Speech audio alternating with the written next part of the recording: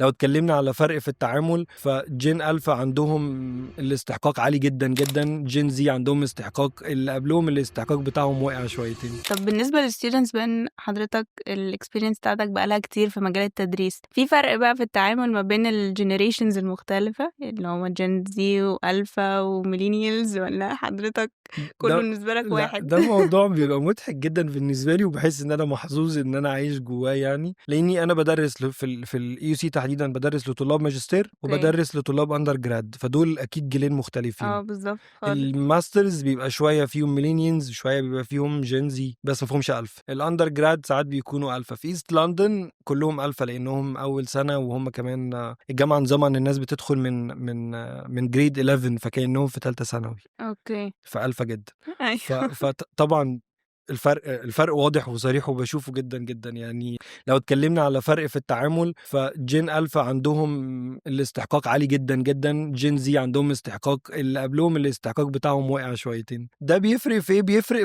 في طريقة استقبالهم للمعلومات، وازاي بيتعلموا، وازاي بيتكلموا، وازاي بيطلبوا، وازاي بيقولوا. بس طبعا التشالنج مرعبة، وبالذات لو انا عندي في الماسترز حد كبير وحد صغير، او نص كده ونص كده، فتشالنج اوكي. صعب قوي.